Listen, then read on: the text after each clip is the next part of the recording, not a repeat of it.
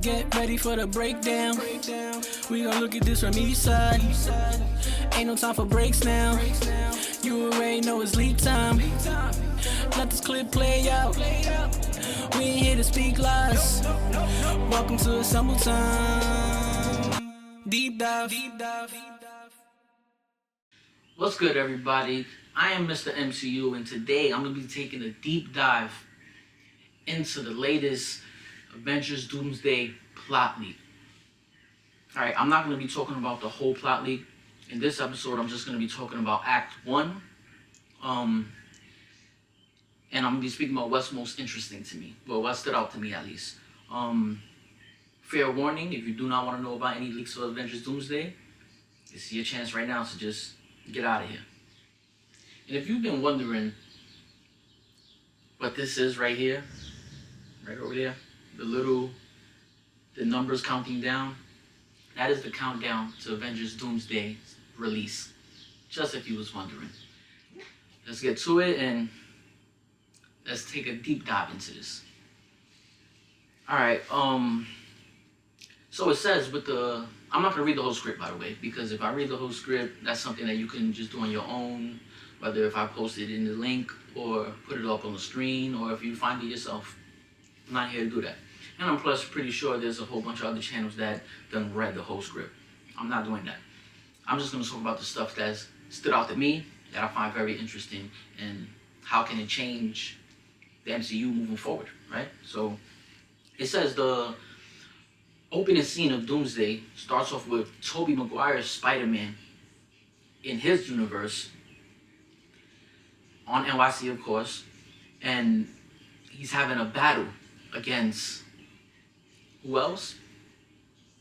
All of ours, Hugh Jackman's Wolverine. Alright, to say the least, to stop it right there, very much fan service right there. And if that battle and that fight is as long, or even if it's the same duration, I would say, as when Deadpool and Wolverine first fought in the Deadpool and Wolverine movie, we're in for a treat, to say the least, right? Just picture that. For a lot of people, Tobey Maguire is their Spider-Man. He's your Spider-Man, right? I say it like that because for me, Tom Holland's my Spider-Man. Also, shout out to Andrew Garfield's Spider-Man, but for me, Mr. MCU, I love Tom Holland's Spider-Man. And for all of us, Hugh Jackman is our Wolverine, right? We have yet to get another one. So yeah, that battle is gonna be very exciting, enticing, intriguing, epic. It's gonna knock the socks off of y'all, knock the boots off of us. Can't wait to see that. And if they started off the movie like that, that says a lot. To me, that says multiple things. For one, that says these stakes are high, right? Two, it says we're here to give y'all what y'all want, right? And also, how this fight transpires, from what I'm about to tell y'all, tells me the stakes are high. So it basically says that Wolverine and Deadpool are sent to Tobey Maguire's universe, Spider-Man's universe, to plant a planet-killing bomb. And this bomb is supposedly, not supposedly, in the leak it says it's created by Beast. So I'm assuming also they're, when I say they, I mean Wolverine and Deadpool are both from the X-Men universe that we see at the end of the Marvels, the one that Beast was at, the one that Monica Rambeau was sent to. I'm assuming they're from there. Yeah, it's been said that they, the X-Men from that universe been fighting incursions. They've been killing off planets. So this is just another one on their day-to-day life events, right? Of where they're at right now. So they go to kill Tobey Maguire's universe. So the third thing that tells me is that the stakes in this movie are going to be very high. They want us to know that. They're showing us that off rip. Who wins that battle? I really don't care who wins that battle. I love both of them. You know, I just want to see an epic fight. So it goes on to say in this leak that Wolverine succeeds at planting the bomb and detonating it. So then, as the bomb is about to go off, he goes and tells Deadpool, yo bro, get up out of here. Yeah, go back. go back home, and I got this from here on out, right? Both of us shouldn't die, right? So like, yeah, I'm gonna make the sacrificial play. He does that. They both do that, right? Deadpool leaves, Wolverine detonates the bomb goes off. Boom. It destroys the whole planet along with himself and Tobey Maguire's Spider-Man. That's gonna be a very emotional scene for people.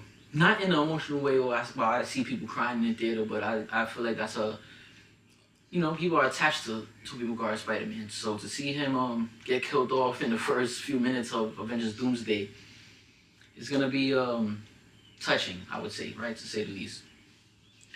Pause, by the way. Alright, so yeah, that when I first read this leak, instantly, I mean, not only because it's the first thing they tell us, but throughout that whole leak, that was one of the main things that stood out to me. At least for Act 1, I'm like, wow, this is a crazy way to start the movie.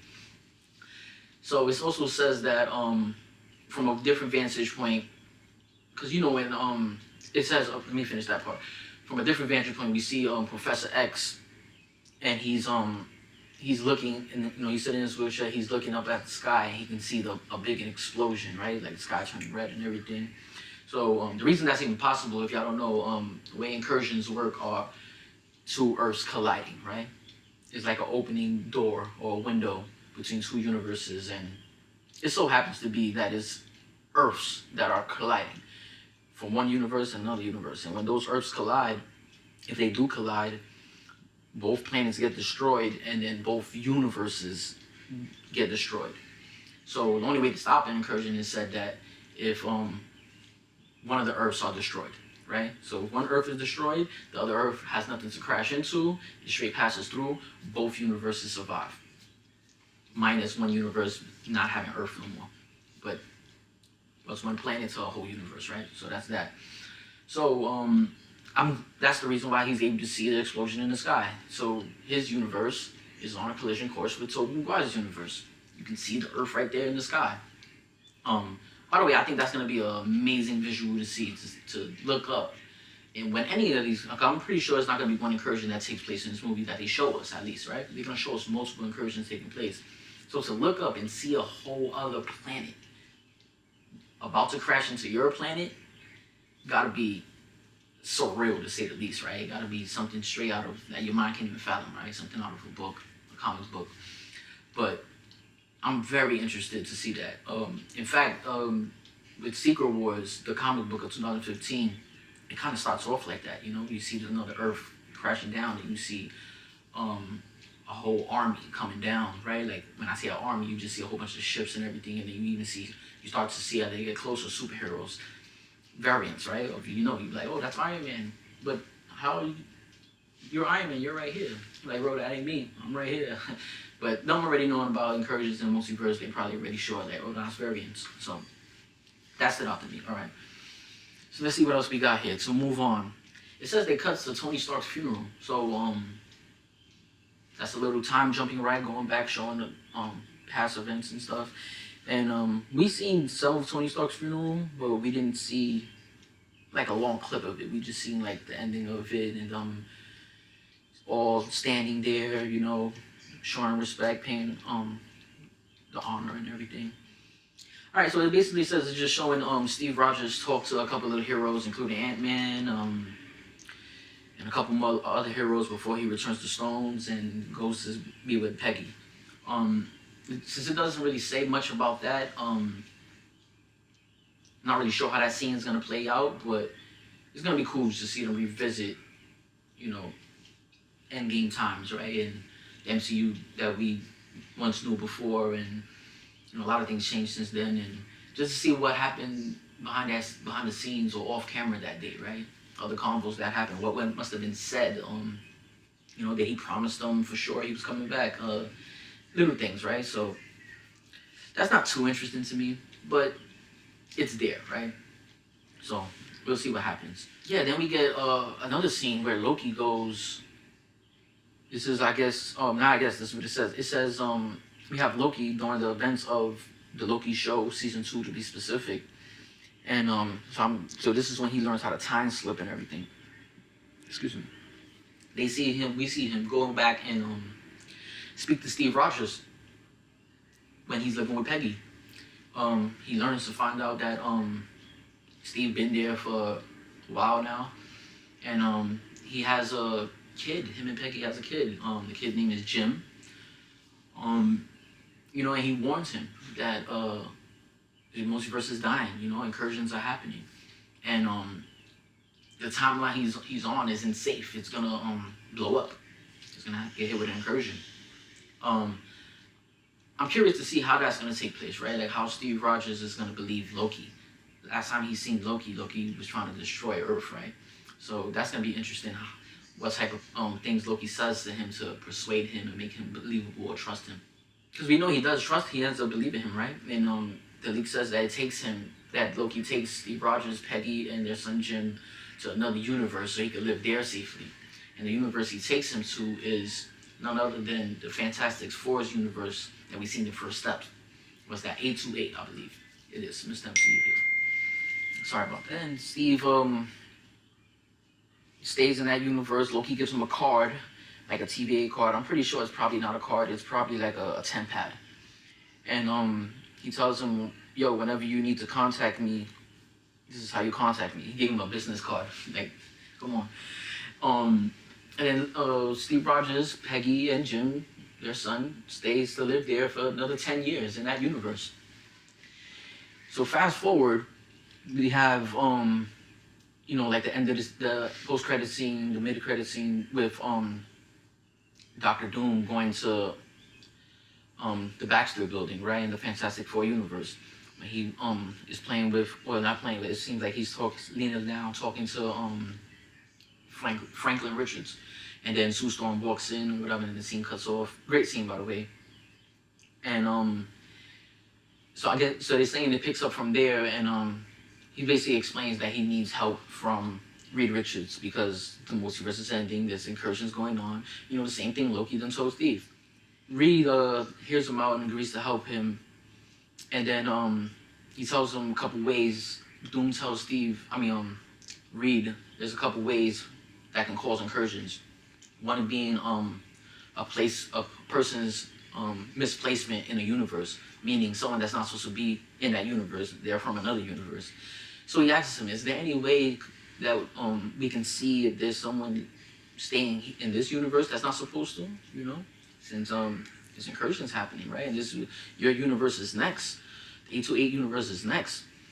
So Reed works on it with his equipment and his technology and everything, and he scans the planet to see if there's anybody living there, right? Or anybody in the universe living there that's not supposed to. And what they find is there is, and there's somebody not too far away. They're actually on their Earth.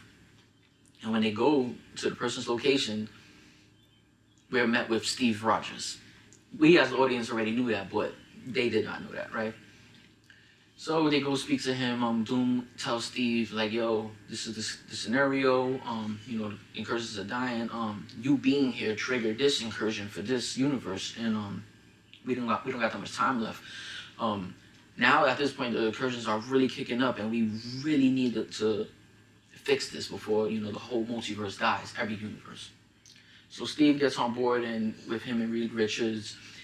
So he tells him, Doom tells Steve, the only thing we need to go to the 616 universe, which is the sacred timeline, the main timeline of the MCU, and we need to convince those heroes that we need their help to fix this. And who else would they believe more or would be willing to help more than you, Steve Rogers? So they go and do that. So they head to the 616 universe. So that's also cuts back to the post-credit scene of the Fantastic Four first steps, where we see the Fantastic Four ship coming. So Steve's on that ship, Reed Richards, and Dr. Doom. It doesn't say anything about this at this point about Doom showing his face out of the mask to Steve or to Reed Richards. That changes everything if so though. Like because if he's having that convo with him when he first meets him, actually, now that I think about it, that helps him believe him and trust him a little bit more, right? You see Tony's face, right? So I'm pretty sure, but it doesn't say that, right? Let's just work with what we have here. So then they go to the universe, to the MCU 616 Sacred Timeline, and then they go to convince the other heroes this is what's going on. Act 1 is basically almost over. And it seems like, right, I didn't say much, but I'm pretty sure on screen that's dragged out way longer for each scene than I'm explaining it here. Or even the plot leak says. So yeah, it says that they travel there, and when they get to the MCU's main timeline, the Sacred Timeline, the Earth 616 universe, they greet the heroes, they meet the heroes, and they tell them, Steve tells them what's going on. You know, Doom, I'm pretty sure, gives his input, and so does Reed. And Steve is able to successfully persuade the heroes to get on board with Doom's plan, right? And back to the same thing. Does he show his mask, take his mask off, and show them who he is? I think for movie purposes, he doesn't do that. I don't see that happening that soon in the movie, because it changes everything after that. You want the suspense, right? If you're writing the movie, if I'm writing the movie, I want that suspense to last a little bit longer. Like us as fans knowing that he has Tony's face under that mask, and he doesn't reveal it to the heroes that we know to love Tony and know him personally. It just brings up that tension in the movie theater when you're watching it. So we're like, oh, is he gonna take it off now? Is he not? And then when he finally reveals it, I think it's a bigger shock value moment that we've been waiting for who knows, let's say an hour or 2 hours into the movie. I would love that, actually. So yeah, that's the end of Act 1 right there. Act 2 definitely jumps up with more, how I would call it, excitement, more action, you know, more fights and stuff like that, and as it should, you know, movie should progress as it goes on. But we'll save that for the next episode. But yeah, when I first read this plot leak, nonetheless, this plot leak sounds believable. You know, you hear rumors and leaks, you see things come out, and sometimes you can just tell if you've been following any franchise long enough, but especially the MCU. If you watched enough of it and you really pay attention, sometimes you hear a rumor or a leak and you just know that's not the case. Like, that's unlikely. But then certain rumors that come out that you're like, hey, I don't know, that might really happen. So when I read this, what I'm trying to say is that this sounds very believable. And I've been doing this for a while now, you know, on my other channel, on my other podcast, on AssembleTime, the main channel that this is under.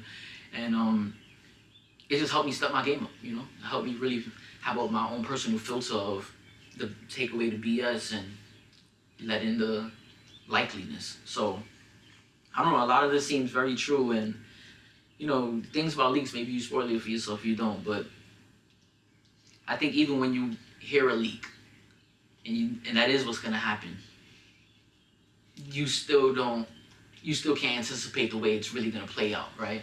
So, I have no problem with the leaks, you know. I'm gonna still enjoy it when I see it for the first time, and probably most likely still be surprised of how they execute and go about things. So, or things that's added into the scene that wasn't even mentioned in the leaks.